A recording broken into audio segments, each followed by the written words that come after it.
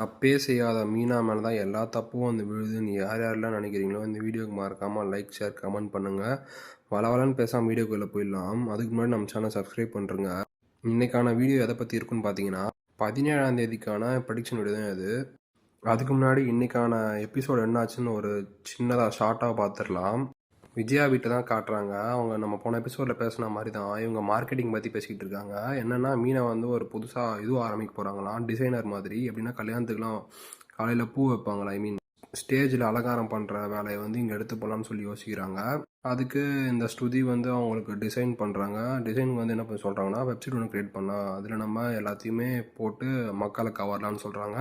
இதுக்கு மீனா தான் மாடல். ஏன்னா அவங்க தான் நான் மேனேஜர் மாதிரி, ஐ மீன் எம்டி மாதிரி. அதனால் அவங்கள வச்சு ஃபோட்டோ ஷூட்லாம் எடுத்துகிட்டு இருக்காங்க. அப்படியே சீனை கட் பண்ணுறாங்க. ரோஹிணியை காட்டுறாங்க. ரோஹிணி ரொம்ப பயத்தோடும் பதத்தோடு இருக்காங்க. அவங்க எங்கே இருக்காங்கன்னு பார்த்தீங்கன்னா மனோஜோட ஆஃபீஸில் தான். அவங்க உட்காந்து ரொம்ப பயத்தில் இருக்காங்க. என்ன பண்ணுறதுனே தெரியாமல் இந்த சிட்டிவா 2 லட்சம் கேட்குறானே, என்ன பண்ணணும்னு தெரியாமல் யோசிச்சுட்டு இருக்கும்போது சிட்டி ஃபோன் பண்ணுறாரு. ஃபோன் பண்ணி மிரட்டுறாரு. ரோஹிணி, இந்த மாதிரி நீங்கள் காசு கொடுக்கலன்னா நான் அந்த பணத்தை உங்கள் வீட்டு வெளியே போட்டு போயிடுவேன் அப்படின்ற பயன்படுத்தும் போது ரோஹிணி ரொம்ப பயப்படுறாங்க. பயந்து என்ன பண்ணுறாங்கன்னா யோசிக்கிறாங்க. இந்த மாதிரி அத்தியோட ஃப்ரெண்டுக்கிட்ட தான் அந்த 2 லட்சம் இருக்குது, அந்த காசை நம்ம எப்படியும் எடுத்துகிட்டு போயிடலான்னு சொல்லி அவங்க பிளான் போடுறாங்க. பிளான் போட்டு அவங்க வீட்டுக்கும் போகிறாங்க, விஜயோட ஃப்ரெண்டோட வீட்டுக்கு. இன்னும் பெரிய ட்விஸ்ட்லாம் காத்திருக்கு. என்ன ஆகும்னா விஜயா டான்ஸ் கிளாஸில் ஒரு 2 பசங்க இருப்பாங்க. அவங்க லவ் வேறு பண்ணிகிட்டு இருக்காங்க. இது யாருக்குமே தெரியாது. ஆனால் மீனா கொஞ்சம் கண்டுபிடிச்சிருப்பாங்க. இது வெளியே வரும்போது இன்னும் பெரிய சண்டைலாம் வரும்னு நான் நினைக்கிறேன்.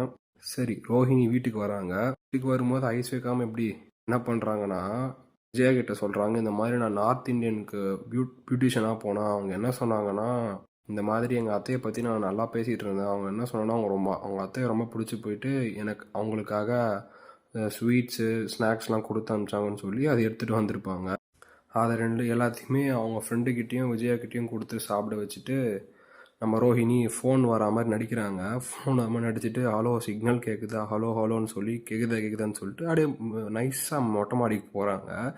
மேலே போயிட்டு தானே அங்கே தானே அவங்க காசு வச்சுருப்பாங்க, சாவியும் காசும். அந்த சாவி எடுத்து அந்த காசு எடுத்து அவங்க பேக்கில் வச்சுட்டு அங்கேருந்து விட்டா போதுன்னு கிளம்புவாங்கன்னு பார்த்தா அப்படி கிளம்பலை. ஏன்னா டவுட் வந்துடும் சொல்லி அங்கேயே ஒரு 2 நிமிஷம் 3 நிமிஷம் அங்கேயே கொஞ்ச நேரம் டைம் ஸ்பெண்ட் பண்ணிவிட்டு அங்கேருந்து அப்படி கிளம்புறாங்க. யார் கூடனா எல்லோரும் ஒன்றா தான் கிளம்பி வராங்க. அவங்க ரோஹிணி மனோஜ் எல்லாம் ஒன்றா கிளம்புறாங்க.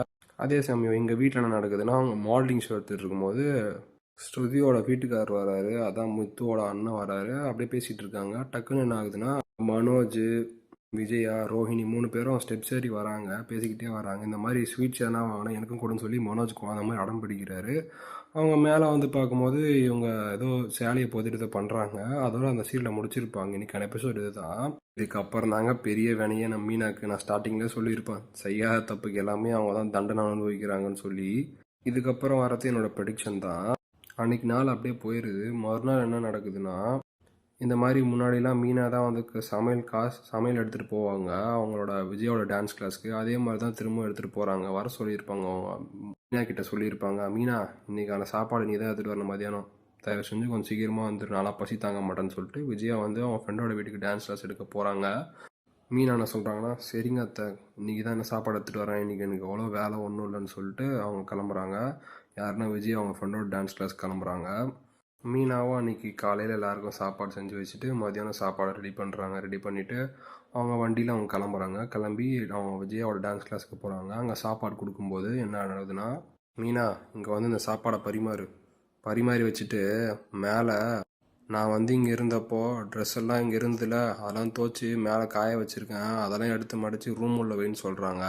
அதை கேட்ட மீனாவும் அவங்க என்ன சொல்லுவாங்க, சரிங்க அத்தை அப்படின்னு சொல்லிட்டு அவங்க மேலே மொட்டை மாடிக்கு போகிறாங்க. காஞ்ச துணிலாம் எடுத்துகிட்டு மடித்து அவங்க சொன்ன மாதிரி அவங்க ரூம்லேயே வச்சிடுறாங்க. இது எந்த ரூம்னா வந்து பார்த்திங்கன்னா, நம்ம ரோஹிணி வந்து காசு எடுத்துகிட்டு போயிருப்பாங்களே அதே ரூம் தான். அதே ரூமில் அந்த மடித்த துணியை வச்சுட்டு போகிறாங்க. போகும்போது சரி வர அத்தை அப்படின்னு சொல்லிட்டு கிளம்புறாங்க. இப்போ மடித்த துணிலாம் அது பீரோவில் வைக்கணும்ல. எல்லாரும் யாருன்னா விஜயாவும் விஜயோட ஃப்ரெண்ட் பத்மாவும் 2 பேரும் மேலே போகிறாங்க. மேலே போயிட்டு அந்த துணியை எடுத்து பார்த்துட்டு சரி எடுத்து நம்ம பீரோவில் வைக்கலான்னு சொல்லி, அது யார் துணியாக இருக்குன்னா 2-3 துணி விஜயா தான் இருக்கும். விஜயா வந்து அவங்க பேக்கில் எடுத்து வச்சுட்டு இருக்கும்போது மீதி துணிலாம் வந்து பார்த்திங்கன்னா பத்மா துணியாக இருக்கும். அந்த துணியை அவங்க உள்ளே வைக்க போகும்போது தான் பார்க்குறாங்க அந்த 2 லட்சத்தை காணோம். இப்போ ஆட்டோமேட்டிக்காக யார் மேலே டவுட் வரும், கண்டிப்பாக நம்ம ரோஹிணி மேலே டவுட் வராது. ஏன்னா ரோஹிணி தான் அவங்க செல்ல மருமகளாச்சே. எப்படி அவங்க மேலே டவுட் வரும்?